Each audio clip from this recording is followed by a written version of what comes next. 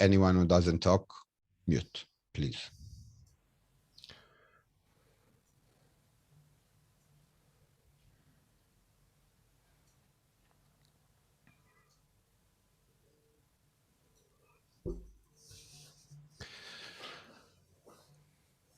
Welcome everybody, and thank you for joining us on Synagogue Tech Forum. We're here to help you deliver a better online experience both for services in education in the Jewish space online. Today, Rabbi Tobias Moss will demonstrate how Temple Israel in Minneapolis has produced a lower budget interactive hybrid service with webcams and laptops, and how they are now stepping up with the high-end cameras and permanent installation. This is going to be a great session with great tips for small and large congregations alike. That, as always, will be followed by a number of questions on live streaming, Zoom, or anything else that we've come up from the social media platforms that we look at.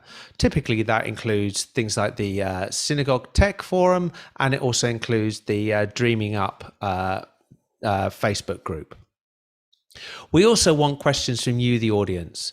So how do you ask those questions? We're trying to make it as simple as possible. If you're watching on Facebook, YouTube, or Twitter, please post your questions into the chat.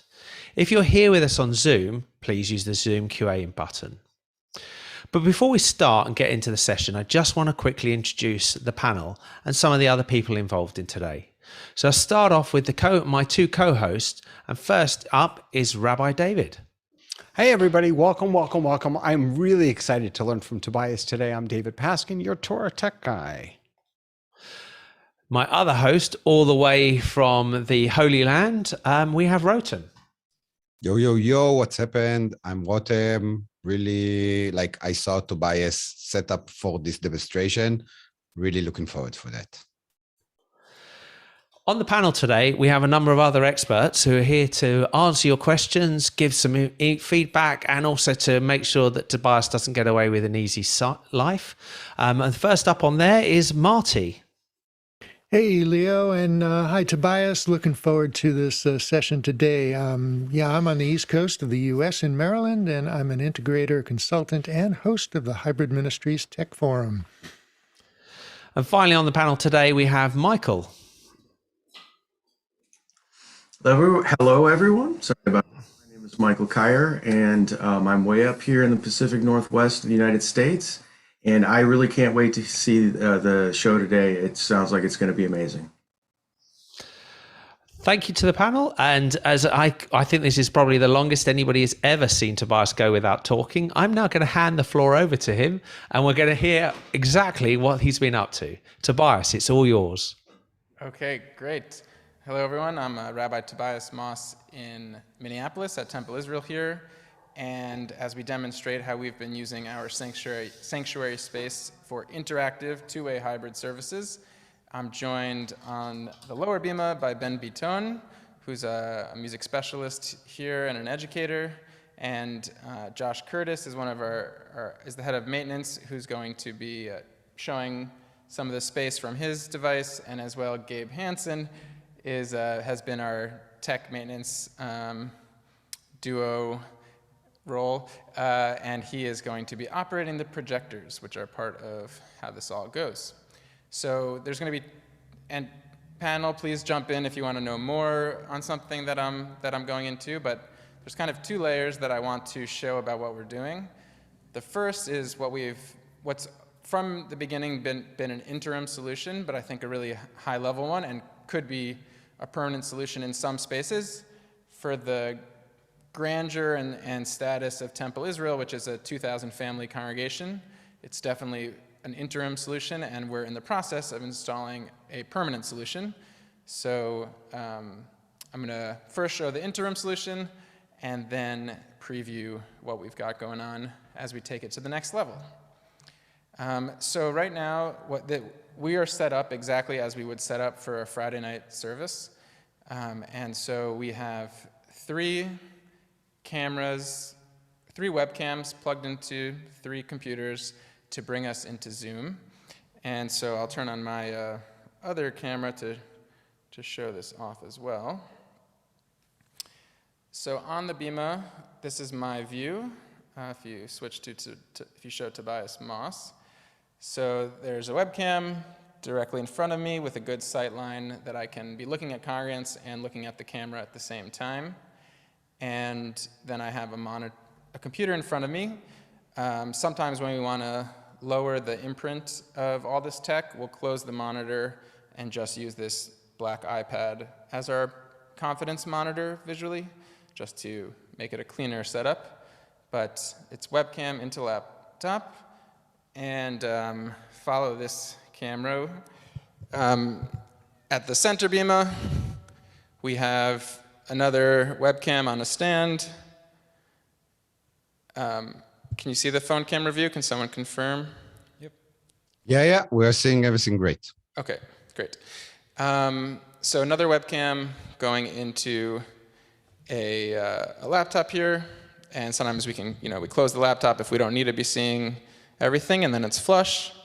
And likewise for the piano, another. Sorry, can I just interrupt? We need to spotlight this so people not on Zoom can see it, please. So we're pinning it. It's okay. People are following. No, they can't. No, they can't see it. They can't see it. Okay.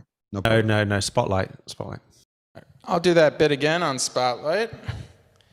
All right, so here is a view of our bima, and thanks everyone for getting to the Spotlight. So what we have is 3 webcams, and we're using Logitech 920s. The Brio would be better, but we had these already for home office use, for remote work. So, so here is one webcam going straight into a laptop. We close the laptop and use just the iPad here as a confidence monitor to make this a cleaner look. Same down here, webcam going into a laptop. And over here we're using a Surface, same thing, connected to a webcam to get the piano. So we have 3 static shots for our Friday night service.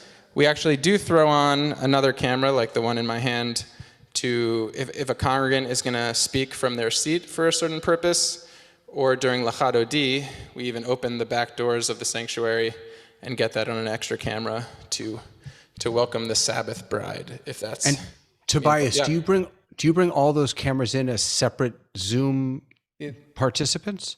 Yeah, they're all their own Zoom participant, and then we have someone who's the role of spotlighter, who's essentially our switcher. And then also, I'll show this here too. So also the 2 bima webcams are actually running through OBS, which enables us to use Singular.live, which is a graphic overlay system.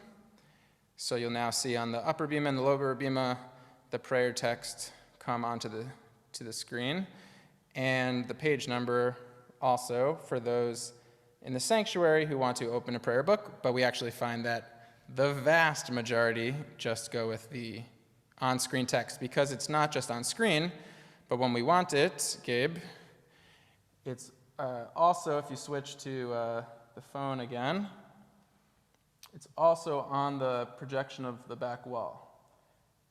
And so people in the synagogue can either open a prayer book or look at the service text on the back wall. And Sorry, Tobias. Yeah, please. Sorry, forgive me. I'm a little slow here. So You're running the 2 webcams into 2 different computers. On both of those computers, you're bringing them into OBS, and then using OBS Virtual Cam into Zoom? Yes, perfect. And the extra layer is that we use this service called Singular.live, which creates graphics, but it creates them in the cloud. And so multiple infinite OBS systems can pull that overlay onto their camera. So when we were fully remote and at home, we had every clergy's laptop using OBS drawing on this singular graphic overlay.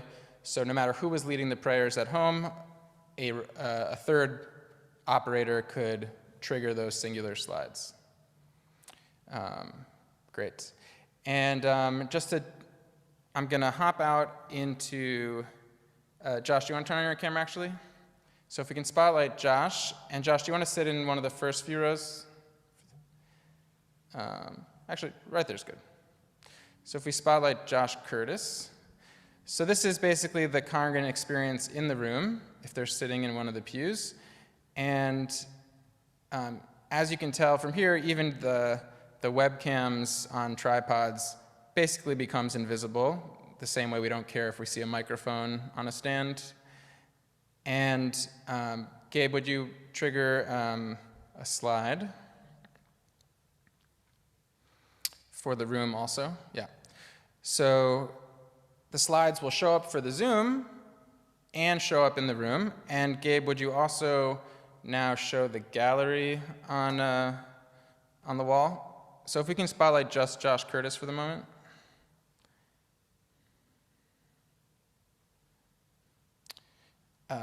Okay, and great. So on the back wall, we can project whatever we're seeing on the Zoom.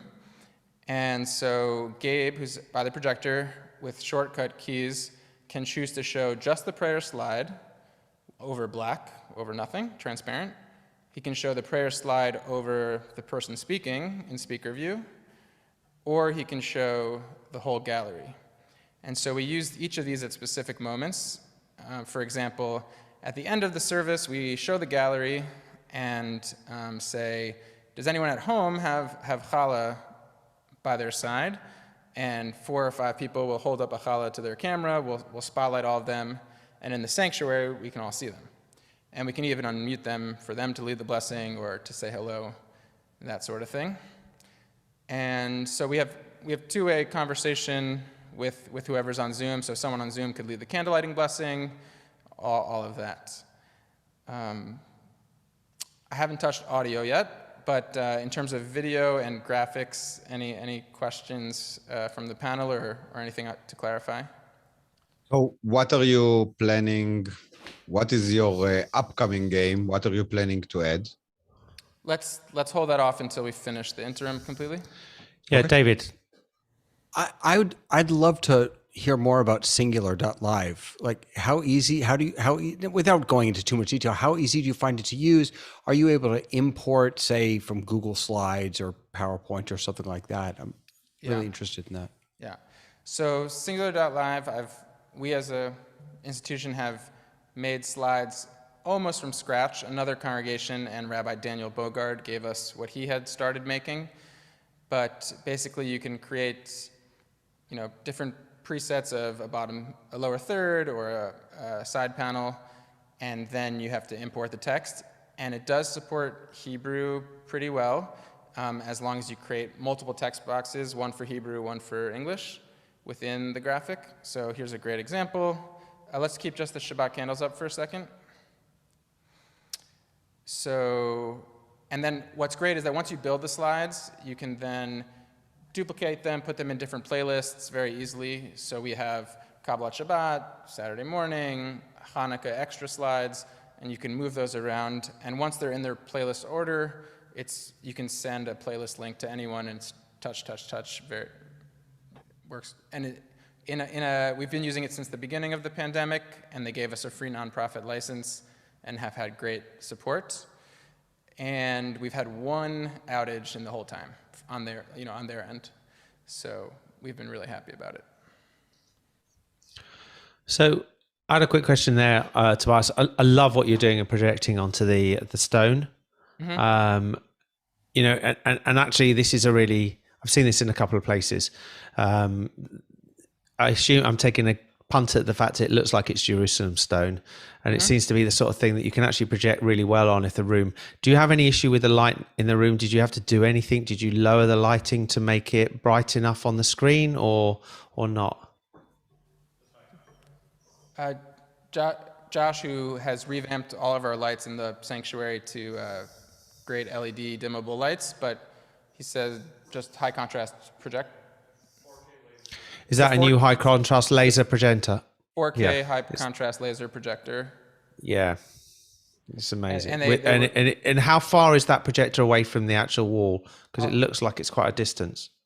Yeah, it's very far. Can we see that? If you spotlight Tobias Moss again. So they're in the balcony in the back of the. Wow, that is a really long throw. So that was a long throw lens that you had to. So for just looking at that, you would have had to get a long throw lens put onto that to make that work. It's pretty good. Yeah, but Yeah. pretty good. What's the brightness on those projectors? he says the brightness could go higher even, but we don't know we don't know how to tell you that. And the lighting in here is LED lights across the ceiling that can do any dimmable setting. Okay. So that's all. That's on there. Gabriel has got his hand up. I don't know if he's got his hand up because he's wanting to tell us something or. Oh, yeah, we can lower his hand. We covered it. I can't. I'm not host. Somebody who's a co-host can. Okay. So you're giving us a good example. So everything just so that I understand this also, the production that you've just did there, everything you're showing us, although Tobias, you're on the Bimmer, it's all being controlled from remote. Is that right? Yeah. So to operate this service, we prefer to have someone riding the audio mixer, which we'll get to next. Yeah. And then we need someone spotlighting, and we need someone operating the singular slides and the projector. Got it. And that leaves clergy having to do nothing. We like that. We like clergy. They've got a big enough job anyway. Yeah. And are those all volunteers, Tobias? At the moment, it's all staff, and we have we used to use more volunteers to run the projectors pre-pandemically, and maybe as we establish a new normal, we'll bring volunteers back in. But for the moment, we've kept it within staff. So, what staff positions are participating? It's been kind of all hands on deck at different times. So, from when we first established the system, I was playing more of a role in its operation, but we've had clergy assistants operate aspects of it, the whole maintenance team essentially. For operating the prayer slides, sometimes it's useful to have someone who's Jewish or has been to many services already, so we'll ask someone who's more familiar with the service to operate something, especially if it's a service that's infrequent, just a given holiday. But for Shabbat, Friday night and Saturday morning, Gabe runs the slides and has learned the flow of the service, and we give a good cue sheet, and it works great. So you touched on something there really quickly before we move on to sound, and that was that you're saying you were doing a lot of this and it's now, and you already have projectors in place. Did you already have them onto the Bimmer before we started lockdown? Using, we call it off the wall, when we project a prayer on the wall. And we had been using PowerPoint for that, and we had started that 5 years pre-pandemic or something like that, or even longer, for certain services, not for all of them. But the projectors were already in place and at a high quality. We didn't have a week-to-week live streaming. So that's why when we came back in from the pandemic, we needed an interim solution. For the High Holy Days, we'd been hiring a team that brings in their own TriCaster, their own cameras and camera operators. But that was, you can't do that for every week. And my last question, and then I'll throw over to Rotem. So what you're saying is that you were doing this all externally. You now brought most of this back in-house, as I understand it. And now you're in the point where you're saying, well, we're self-sufficient. We can now look at ways and we can move this forward. That's my take of what you've just said there. Correct. And also, we had a pipe dream of installing the permanent solution pre-High Holy Days this year. But with all the tech supply line stuff, it wasn't realistic. So I've got a question from Rota and question from Marty, and then we'll go on to the sound. Yeah. Rota. Actually, two questions. First one. No, it's pretty much the same, but two questions. Does the slides on the show, on the actual ceremony, help you with something? That is my first question. And the second question is the live streaming. did the community got bigger because of the live streaming? Mm-hmm. So I'll answer the second question first, and then I'll ask for clarification on the first. So one thing that, just to emphasize, we've been really Zoom-centric. So we do push from Zoom to Facebook Live, but all of our encouragement is for people to join us on Zoom. And then I intentionally build into every service, towards the beginning, towards the end, opportunities to spotlight people on Zoom, to bring up the gallery view. At the end of the service, we do schmooze breakout rooms, all of that to make sure that that there's a reason to be part of it. It's not just a live stream passive experience. We've had lots of congregants come out of the proverbial woodworks who had stopped coming into the congregation physically for various reasons. We've definitely had, in Minneapolis, you may have heard that we have brutal winters. So lots of congregants end up in Arizona or Florida for the winter, and now they're able to still be very active. And yeah, definitely people have been finding us online. I don't have a number to point to, but yeah. That's great. Rotem, was there a follow-up or Marty? No, Marty. okay. Marty, you had a question?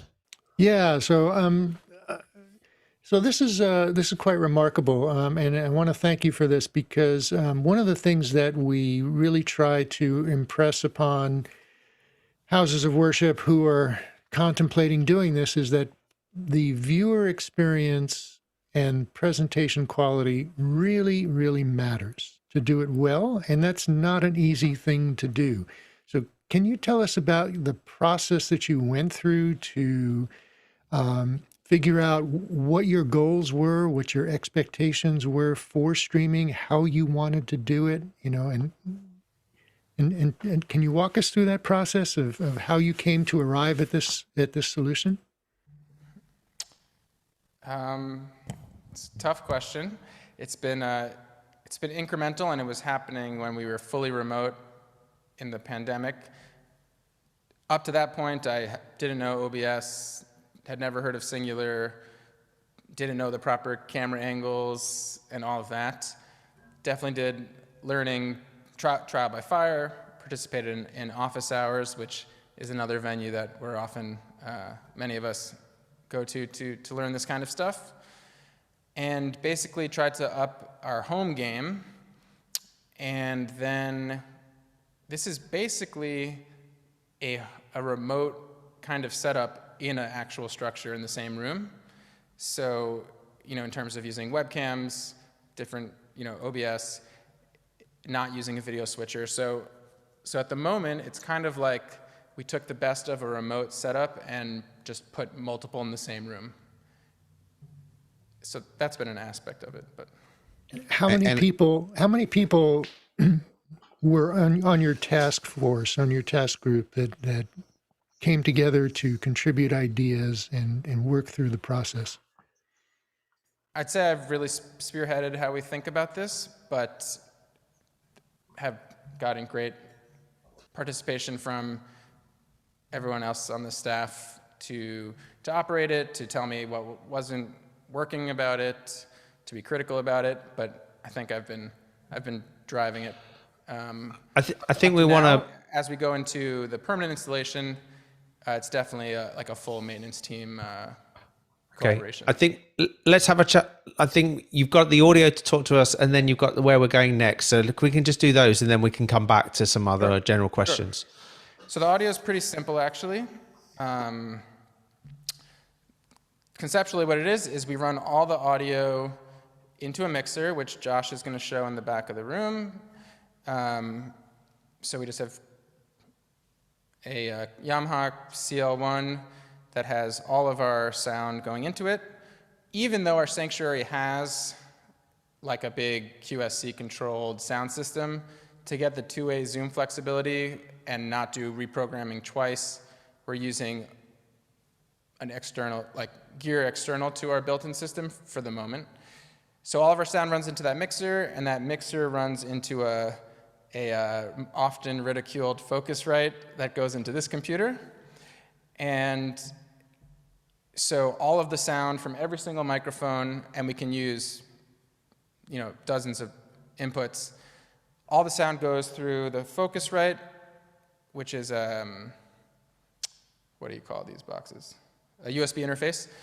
Goes into the Focusrite. The Focusrite goes into this primary Zoom computer with original sound on, and then that's how all the sound comes in. And the sound coming out of this computer is also what goes back into the speakers, so that way it's automatically a mix minus. So we've had no echo issues. We do have a high-level sound engineer, Brad Woodhouse, who's been making sure this works.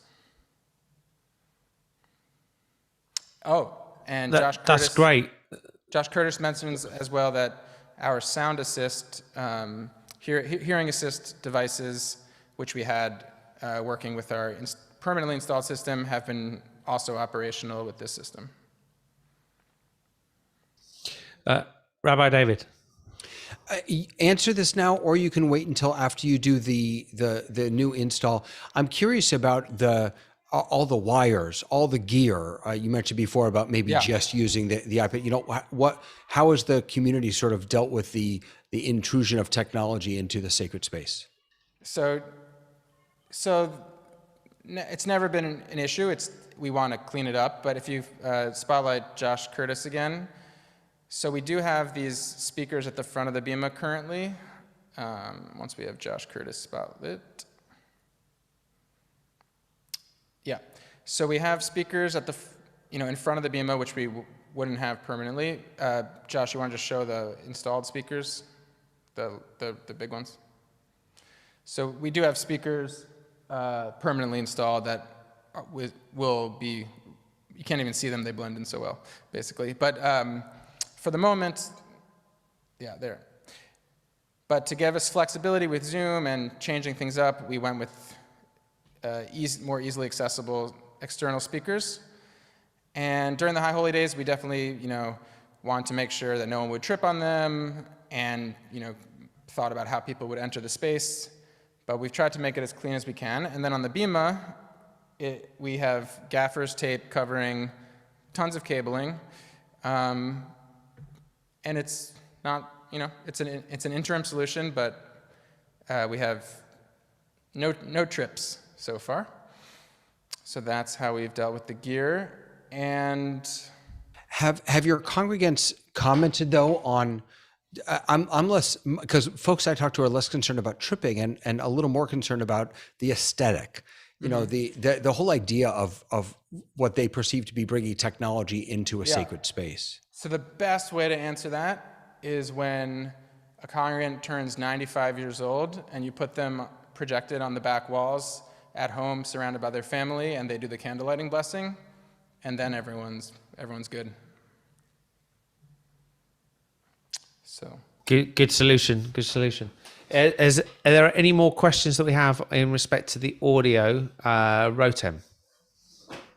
I just want to mention something. So as a guy that doing live stream and owns a lot of gear, I have a lot of respect of what you're doing, the simplicity of what you are doing on the production value you can bring to the ceremony that you're doing. So it's like you don't need to own. This is like what I want to say. You don't need to own a lot of expensive gear and a lot of like cameras and stuff like that to do a proper live stream and a show and to bring the added value to the people that online. Yeah. Thank you. I think I'd agree. I think I really agree. So if I can just emphasize that for a moment for those who are less familiar with all of this, probably your institution has laptops able to run this already. Probably you have all these webcams that were purchased during the pandemic. In terms of direct expense for this, it was really super minimal. Besides the sound gear stuff, we've been renting gear, so that's been a price. But yeah, like Rotem says, it's really medium or low budget and very good. And what you see with people who have been relying on like one PTZ camera or something like that, is all these super zoomed out shots. And we chose shots that are really like you were getting during the remote pandemic isolation, just the person into the camera, so to keep that connection. I like that. I like that personal connection, the engagement, the eye contact, because the cameras are so close, somebody who's standing at the bema, who's standing at the pulpit, can really engage with the audience. I do have a couple of questions, if I could. To add one more thing to that, we've had lots of bar and bat mitzvah children lead the service, and depending on what they were excited about, we either had the gallery view open in front of them the whole time so they could see their cousins the whole time, or if they were a kid that's more easily distracted, we close the laptop and just open it at the end, unmute everyone to say Mazel Tov. And so even youth and adults have interacted with the technology on the bema, not just the clergy, and it's been really seamless. Beautiful, beautiful. The 3 laptops that you have up there, how are they connected to the network? Are they wired or Wi-Fi? The 2 primary ones, upper bema, lower bema, are Ethernet, which we had to buy, a 300-foot cord or whatever, because we didn't have Ethernet on the bema previously. And then the third one on the piano, we thought if it glitches a little bit, we're okay with that. So that one's Wi-Fi. And I found it interesting that for people in the room to hear somebody from Zoom, you're coming out of a laptop and going directly into the speakers. So do you have any control over that? How would you control the volume in the room? On the mixer, the Zoom input back into the mixer is on a fader and can be ridden. Oh, okay. So maybe I misunderstood. I thought you said there was an output from the computer on the bema that's going to the speakers. It goes first to the mixer. Oh, so you're running it all the way up to the mixer first. Oh, okay. Great. And then you mentioned the hearing assist system. So that's a very important element in a sanctuary for people who have hearing challenges to be able to participate and hear and appreciate. And so I think you just answered my question. I was asking how do they hear people from Zoom, but you have it running through the mixer, and that's perfect. Correct. Yeah, great. Rabbi David, I saw your hand on this. I was just, David Eppinger in the chat was just saying that the biggest challenge for synagogue groups, small synagogue groups, is the sound connection interface and sharing both ways. You said that you haven't had issues with that echo feedback loop. Do you do any, how do you manage that? I think it's really, Zoom is managing it because it's only one. This computer in front of me is both the input and output to Zoom, to and from Zoom. So Zoom is only pushing back into the room an input from Zoom, and I think that's really where. But if I'm right on this, Tobias, somebody's actually managing the desk, aren't they? You've got somebody audio managing the audio of the desk. Not right now, for example. But in an ordinary service, do you or not? Do you unmute and mute Zoom? We have the Zoom spotlighter would mute any foul actors or whatever. Yeah. But it's just you only unmute people in Zoom when they're talking. You bring them. Yeah. I think that's the biggest. That's always the trick. We don't need to. Every time someone's speaking from Zoom, mute the rest of the system. We don't need to. Okay. All right. Okay. So moving on, let's move on to the third part, and then we can always come back on some points. Yeah. So Josh. I'll first say it conceptually, and then we can show it a little. So we want to get this tech off the bema. So we're having 3 PTZs installed on the back balcony. And They are going to get painted the same color as the balcony, actually, so that they disappear more. And then there's going to be one. If we can we spotlight Tobias Moss as well? So just to give perspective, so there's the 3 PTZs in the back of the room, and then there's going to be one more PTZ in the upper wing overlooking the bima, to give the Torah scroll shot, to give the congregation swoop, and to capture if there's a band over there. So we'll have 4 PTZs running into a production room that's just off the sanctuary, which will have the TriCaster and the mixer that's mixing the Zoom mix. And then in the back of the room, we'll still have the mixer that's making the room mix. And Singular.live will still be how we generate graphics for the foreseeable future. And we have an integrator installing this as we speak. I can talk about some like the specific decisions we made around this, but that's the concept. Really interesting. Interesting to see that you've gone down that route. What do you feel? I mean, if you start with the very basics, was this an upgrade that you felt that you needed because people were saying that the camera quality wasn't there, or that you felt that this is just a natural progression? What was the driving force? The flexibility is a big driving force, right? So right now, I have to be here. If I walk 3 feet away from the camera, I'm no longer on camera. So we've had to choreograph every service to fit within our 3 camera views, or 2 camera views basically.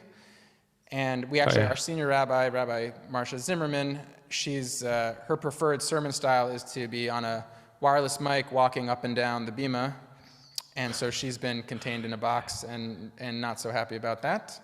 So and also for different musical configurations, you want different camera angles, basically for camera angle flexibility. Got you. The service. And then you've got those 3 cameras up. Have you used those cameras yet? No, programming starts at the end of the month. So I see this quite often. I'm sure Marty will probably also come in on this as well.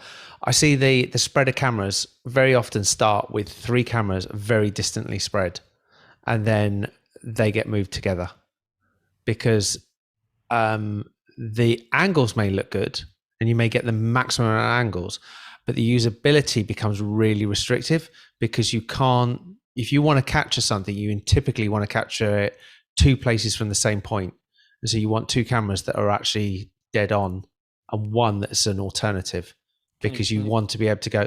So if you've got 2, I don't know, I couldn't remember if you've got it. Right now, if you've got 2 pole, but we have center aisle, left aisle, right aisle.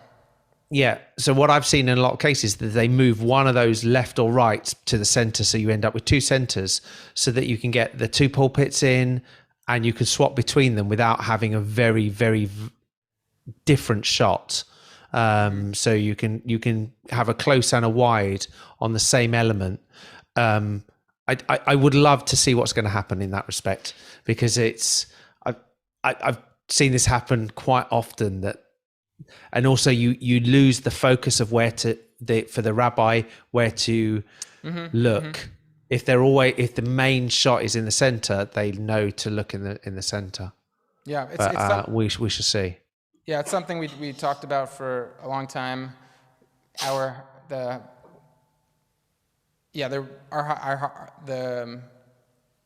It's basically a we'll see.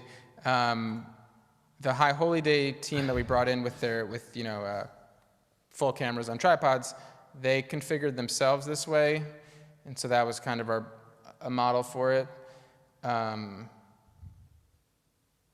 But yeah, I think it's Tobias, I think it's an interesting. I don't think there's a right and a wrong one. I don't know. When we looked a couple of weeks ago, David, with your walk-in arc, I can't remember. Were your cameras always? Is it typically all down the same place, or you've got different places on your cameras? I'd say they're about 3 meters apart from one another. They're pretty spread out. And I'm not sure that was the right choice that they made. Josh, sorry. So the cameras are in, but you're not starting the programming of them for another month, you said. Well, it's a holiday in America coming up, and also the camera that's going to be over the Bima, we need to bring in a big lift to install it. So it's going to take some time for that. But so do you see an ability to run the existing system and the new system joined, or they've got to be completely separate? Can you add one of those cameras into your current system? In theory, but the goal is definitely we're going to run them both overlapping for like a few weeks to make sure everything's working, and that our staff can get trained on how to operate that. But then, our goal is to pull down the wonderful interim solution. And get rid of all the cables. I think we've all been there. It's that the aesthetics of cables, and I think it was said earlier by others, the aesthetics of cables in a sanctuary don't really lend themselves to be, Here we're even more concerned about the safety of cables, to be honest. But both, okay, of course. And so I have a couple of quick technical questions on there. One is, with those cameras, are you connecting those? What technology are you using to connect them? They're all power over Ethernet, and they'll be NDI. Okay, and you said you made a decision which some watching will not know what it is. You said you're going to be using a TriCaster. Mm-hmm. Can you tell the people watching what a TriCaster is and why you chose it? Okay, sure. So a TriCaster is essentially a computer that has the capacity to take in many video inputs and audio inputs and push out several video inputs and video outputs and audio outputs. And also you use the TriCaster to switch among the cameras, and use the TriCaster to push to Zoom, to push to live stream. And because operation of the system is still something that needs to be figured out for our institution, short-term, long-term, the TriCaster being a more standardized system than vMix, which would be more custom, we went with the TriCaster.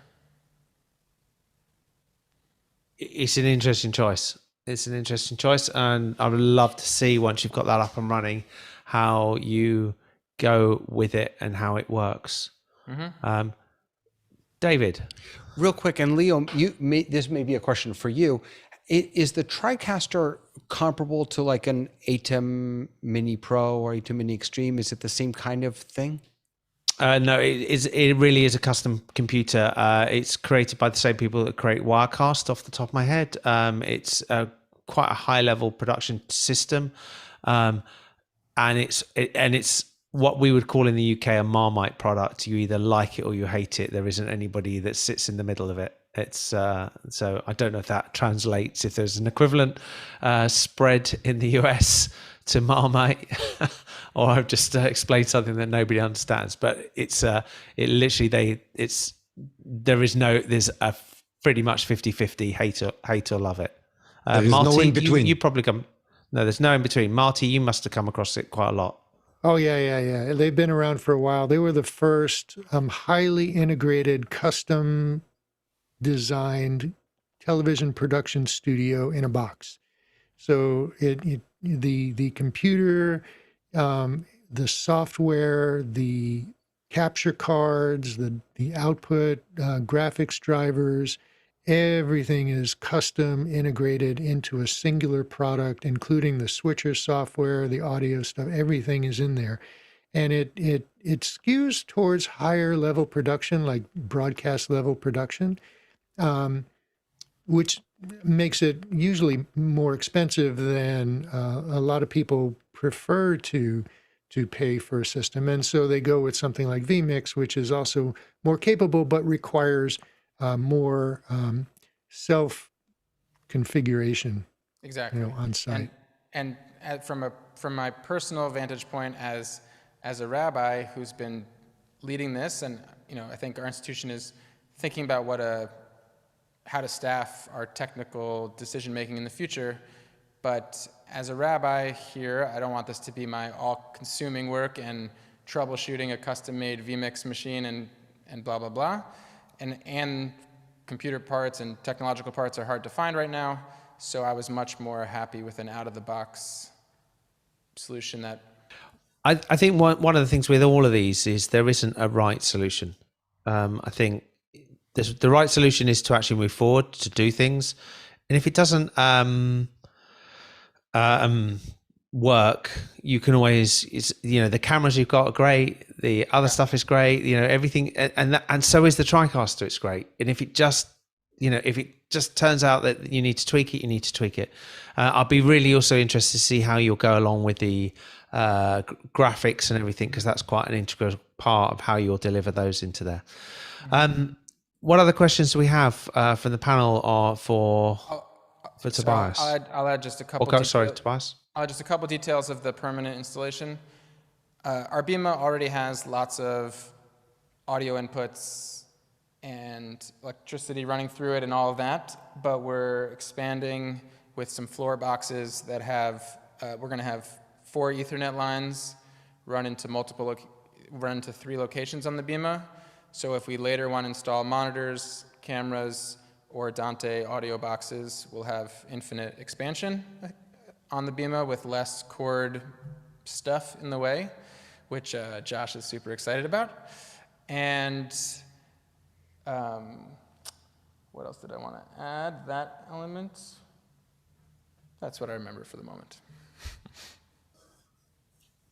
Marty, questions? All right. So I was going to ask earlier, now appears to be a good time.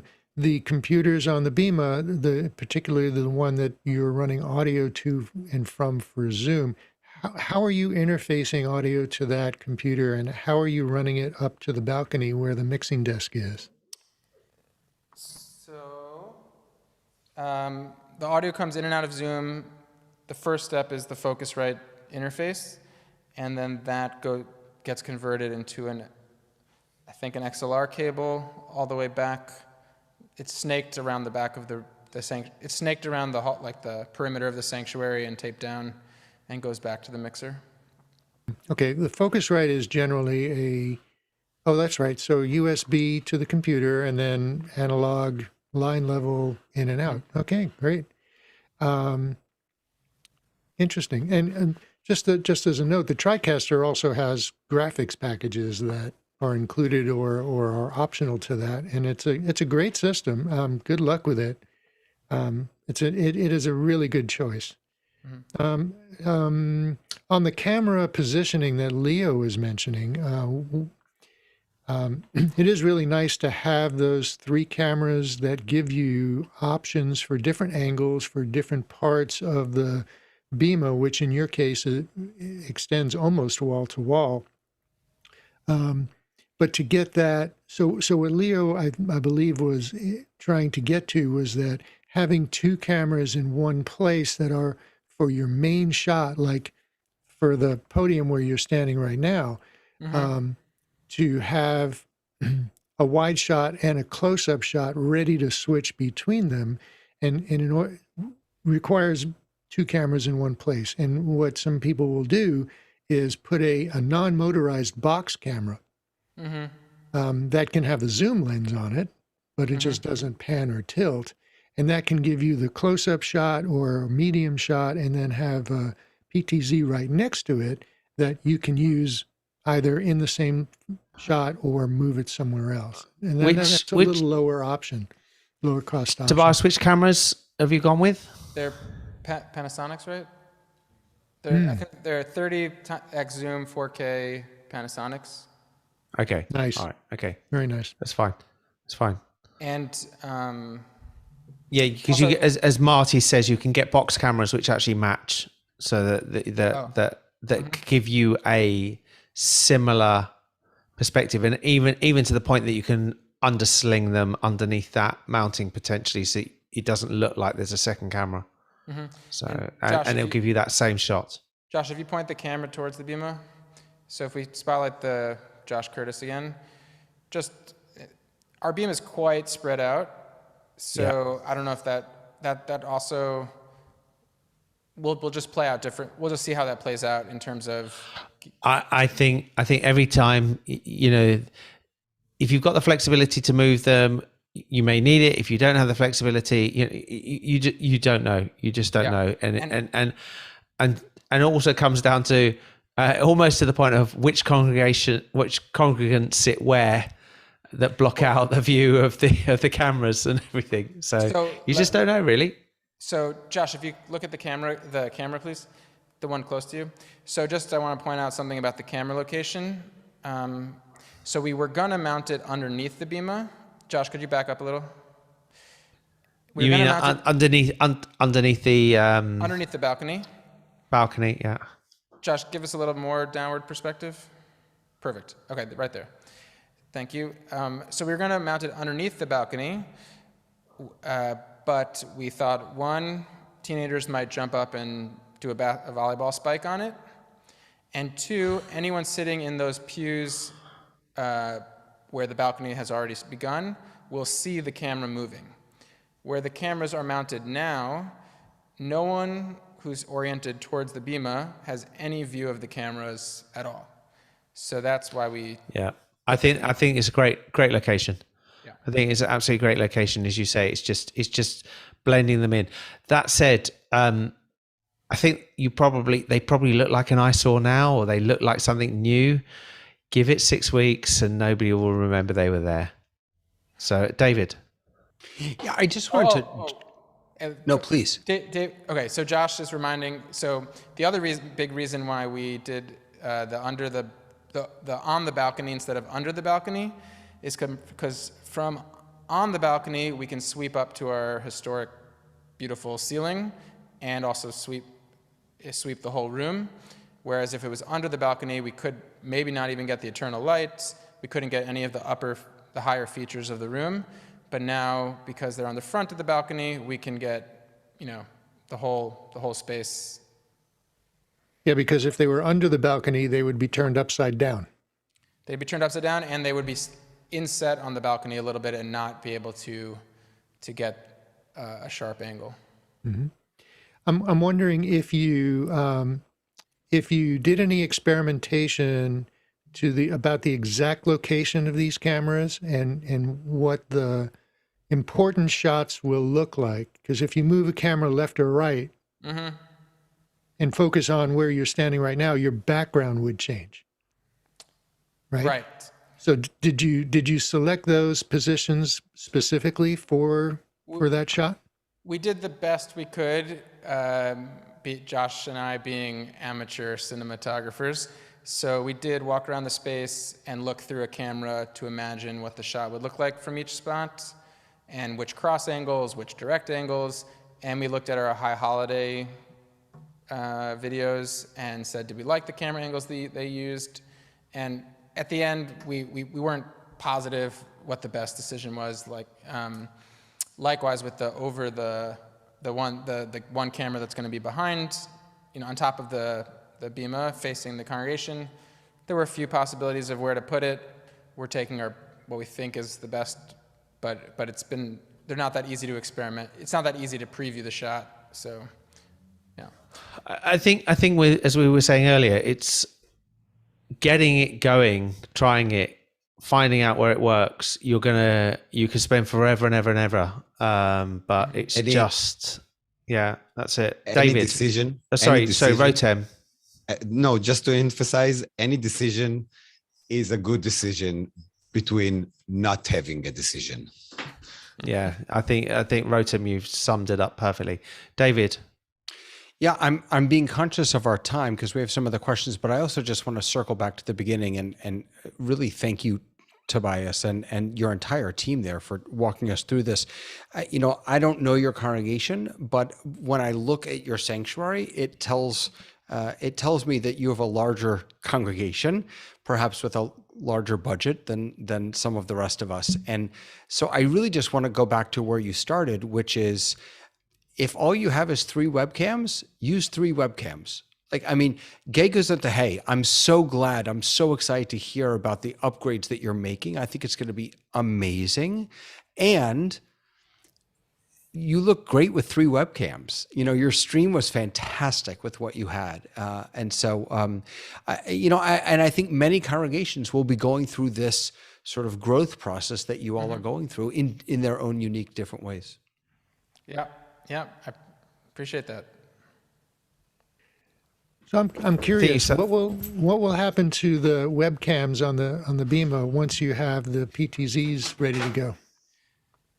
We'll sell them on the black market, or more staff will have better webcams. Logitech, they're just Logitechs, and they. No, I know. Unfortunately, you're not going. I know. I'm laughing. It's they're not. It's. I don't think you're going to get much money for a 920 anymore. The days are gone of the. I was wondering if you might keep them or some versions of them to get those tighter shots with the wider background. So I am curious how we can, without running, what ways to tie in extra webcams to the TriCaster if we want a certain extra angle that we don't need a built-in amazing camera for. But so that's something I'll look into in the future. Marshall has these little tiny POV cameras with NDI outputs. Okay. That Perfect. like you can just plop them on a little clamp or something, and nobody will ever see them. Perfect. I'm conscious, as David said, of time. I think this has been absolutely great. This has absolutely opened my eyes to certain things. I still got to go back to the beginning. Tobias, your projection onto your Jerusalem stone is stunning, absolutely stunning, and it just doesn't interfere. In my mind, you just don't realize it's there until it's there, and it just looks really nice. It just looks like it was something that was added that adds, not detracts when you've got a screen there. It just is a great thing, and I've seen it in a couple of places. The architects in 1919 or whatever, they knew that we were going to need this big open space of wall, and they saw this coming. They saw it coming. That's it. They shipped that stone. Thank you, Rotem, for shipping all of that stuff out of the promised land all the way over. There you go. Okay. Thank you again. David, you've got some general questions for us. Let's rock into those. And Tobias, hopefully your team or yourself can stay on for any questions and answers. For sure. Beautiful. All right, so we do have some questions. So this first one is from me, and I apologize for putting myself first. But I wrote, many communities are thinking about what a digital membership might look like and how digital engagement might support our communities financially. What are the panel's thoughts? Let's start with some big ones. This is really an interesting one. Please raise your hands, anybody who's got some thoughts on this. I think this is a big seismic change that we're going to see in the world that we're in. From my side over this side, membership for synagogue has always been based around long-term membership, including burial rights, including family rights, and that suddenly we're finding that there is the ability to join a congregation that maybe isn't where you were and look at it in different ways. I have had or seen a number of discussions about this, and I think it's gonna make some sense long term. I wonder how many are also going to go over to looking at, rather than a membership, but they're going to look at other ways of doing it, including donations and other areas. What else? Has anybody else come across this, David? Well, yeah, I'll just throw in that as I was thinking about this in the shower this morning, I was thinking, on the one hand, we want to live stream our services. We want to get them out there. Even what Tobias is doing about encouraging people to come to Zoom, and yet it's still out there on Facebook, because we want that, sort of free, as it were, publicity of that, our services or our classes, whatever. So I was thinking about, how do you make people pay for something like that? And the best thought I came up with was, that maybe the live streams themselves should be behind a paywall, as it were, so that people, at whatever level, contribute something to support the production of that. But then what the way we use social media is to take snippets, a snippet of the sermon, sort of like, the Late Show with whatever his name is, Stephen Colbert, right? If you want to watch the entire show front to back, you have to have a cable subscription and watch it there. If you just want to watch snippets, you just go to YouTube the next morning. It's an interesting concept. Moving on, where are we, David?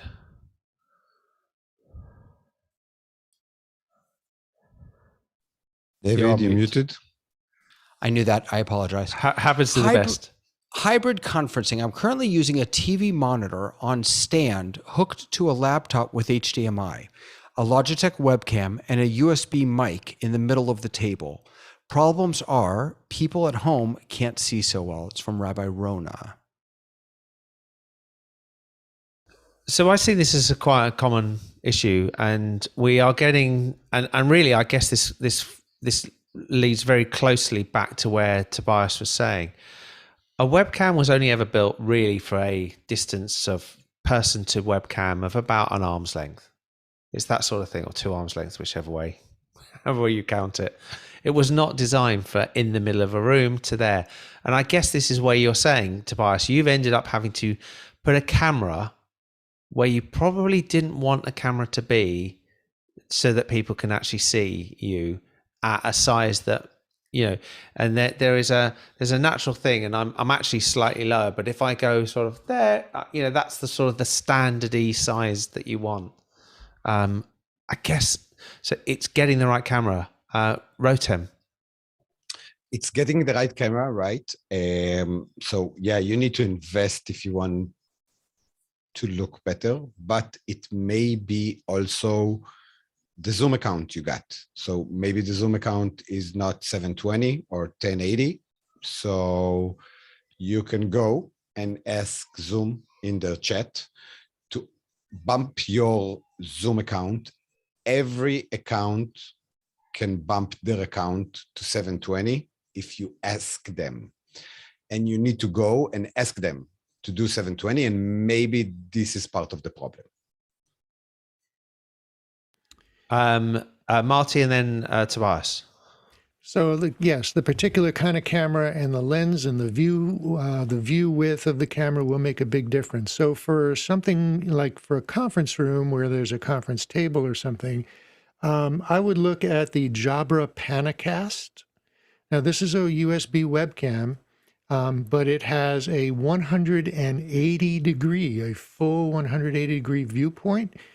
So it can see the entire room, and then it will auto sense how many people are actually sitting in the room and will zoom down to that view so that you can see people who are talking. And if there's a lot of people in the room, it will open itself up wide, so you don't have to make that kind of adjustment.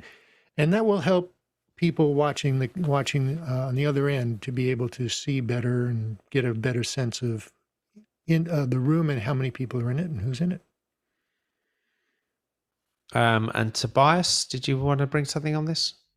Yeah, just to talk past the question a little bit, just that with a single camera, it'll be hard to get amazing video of multiple conference room participants. So even if the video never gets to what you want of, direct image on each person when they're talking, try to make sure that the sound is good around the room, no matter who's speaking. That's an even bigger factor. Great. David, next question. Next question comes in from Rabbi Robin. What is the relationship between Zooming and live streaming, and what are the best practices for combining the two? And just for context, this question came in part because they were streaming from OBS to StreamSpot, and also using the OBS virtual cam to go into Zoom. They were not streaming from Zoom out. And it seemed to be really taxing their computer. So that's the genesis of the question. Tobias? So if your desire is that someone who's watching a live stream will see the multiple Zoom participants, then you'll need to live stream first you'll have to first run your camera into Zoom, and then with everyone else's feeds in Zoom, restream that. So that would be really key. Some people create just kind of watch parties in a Zoom, and there's a live stream going into a Zoom, and people just go to the Zoom to watch that live stream, but that kind of defeats the purpose of having, I mean, there's purposes to that, but it's not a full purpose use of Zoom. So if you want to have interactivity, then you'll want to do that within Zoom, and then you can restream exactly what we're doing right now. We're all in a Zoom webinar, but you could watch us on Facebook Live, and you'll see each of us go to that. You'll see all of us in conversation. So that's how that works. Marty? Right. So Tobias is right. It depends on what you want your viewers to see, right? So you're sending one or two cameras, or maybe you're switching between cameras if you're using something like OBS or vMix. You're sending that to Zoom. And if you're also sending that to a streaming provider, then that's what those people are going to see. If you have Zoom sending to the stream provider, then your audience who are watching the provider's stream will see everything that Zoom people will be seeing. So there's a difference there. The other important factor is that when you're going to Zoom and then having Zoom relay that out, you're only sending out one data stream, and that's the amount of bandwidth that you'll need. When you send to Zoom and somebody else, now you're sending out two streams, and you're utilizing double the bandwidth requirements from both your inside network and your internet bandwidth as well. And you're probably taxing the computer processor more. And the computer as well, correct, yeah. Great, okay. Next question. What do you all use for audio recordings for B'nai Mitzvah students to download? Google Drive, Dropbox, something else? Any tips or thoughts on what to use and why? This is a long overdue project from my shul, and I wonder what your best practices are. This is from Rabbi Nathan, writing on Dreaming Up 5782. Tobias, and then Marty. I think I saw this question come in our Facebook group, and so I'll restate some of the things I've said there, which is I've created a Google Drive folder that is shared with everyone on our staff who would want to be able to access our recordings. And then within that, I create subfolders for each student and share that subfolder with the student. Any new subfolder I make, because it's in the bigger folder that is already shared among staff, the staff will have access to any new folders I make, but the students can only see their own materials. And then I can add things over time, like if I give them just the Torah recordings at first, but want to give them a Haftarah recording later on, then I can just throw that into the same folder. So that's how I do it. Marty, and then to David. Google Drive is very easy for anybody to access. Now, I was participating on multiple committees at a church that I was belonging to, and we had lots and lots and lots of files, and we were using Dropbox. And we quickly found out that Dropbox has very stiff limitations on how much data you can use, your file storage, and any file that is owned by somebody else but shared with you goes towards your quota. Even though you don't own it, it goes towards your quota. And so we all ran out of file storage space on Dropbox and would have had to pay Dropbox for a higher level of membership or subscription just so that we can continue to do our work. And you don't have that kind of restriction with Google Drive. Okay. David, did you have anything to add on this one? I was only going to add that I think I also responded on that post. And I wrote that you might want to think about just building a page on your website where you host all those recordings. Why just share it with the one kid who needs it today? Let's make them available to everyone, so that anyone who wants to learn that particular Torah reading or Haftorah reading or whatever it is has access to it. So that might be another thing to look at. I would absolutely agree. And when you think about it and you think about the life cycle of some of this and where you will be with over a period of a number of years, you're going to repeat the same information, and you've got that, and you're going to build a library and a bank.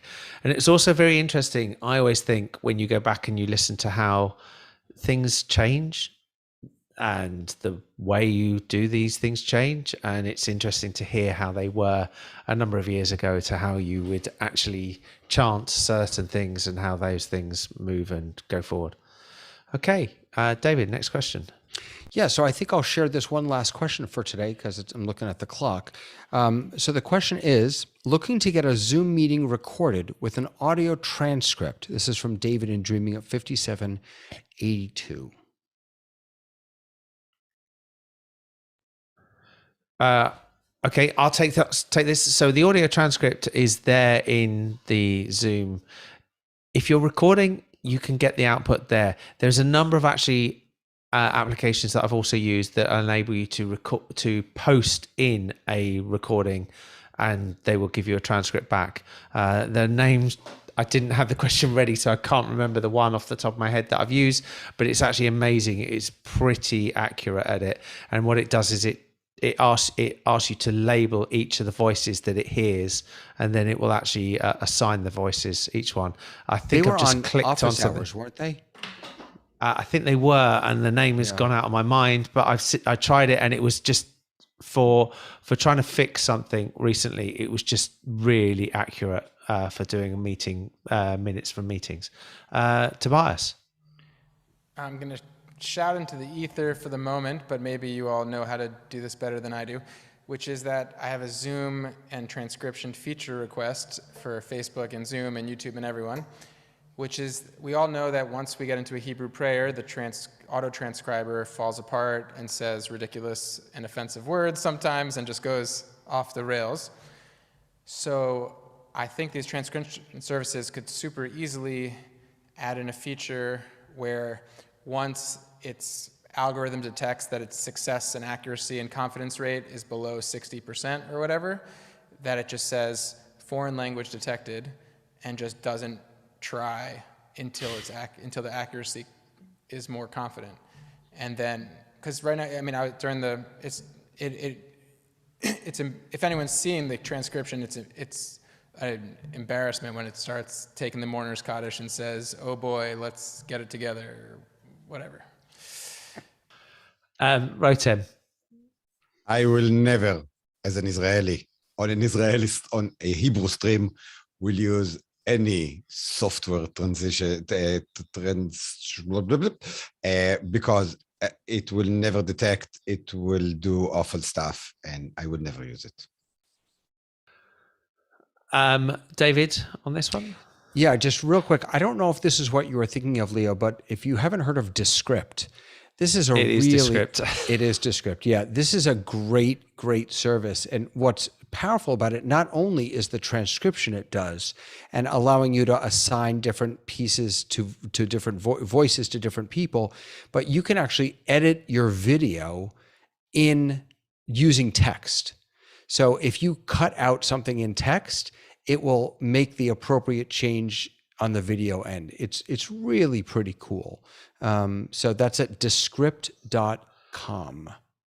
Yeah, I think one of the things we have to, sometimes we forget and then we realize, is we're at the beginning of some of these processes, and what these processes will look like in 5 years' time, how these processes will work, will be radically different. Some of them, as Rotem says, they're not quite there, they're not good enough. But some of us will remember how satellite navigation used to take you down roads that you can't drive, and lorries would get stuck. And it still happens occasionally, but the number of times it happens is small. So we will see these improve, and we'll see them get better.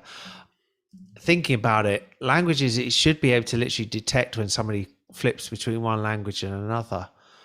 particularly when it starts understanding the nuances of the pronunciation of words, because that's a key component of how languages works. But maybe a discussion for another day.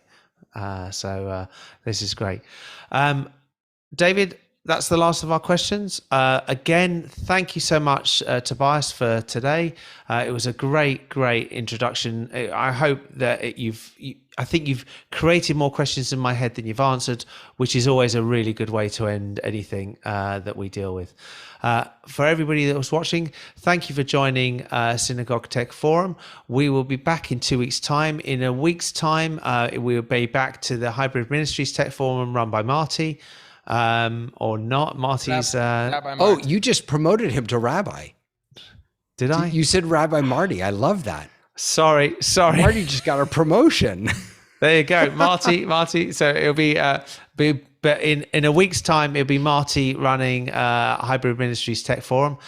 So we look forward to that. I don't know what we're covering in a week's time, and then we'll be back. Although actually, I have a feeling we may not be, because are we right in the middle of It's Thanksgiving, so I think they're probably skipping. It's Thanksgiving, yes. Yes, so we will you're take a skipping turkey it's break Thanksgiving. next week. That's it. You're taking. That's it. We're coming up to holidays for everybody. So we will be back soon. Thank you again to my panelists. Thank you again to the other hosts. And we will see you all soon.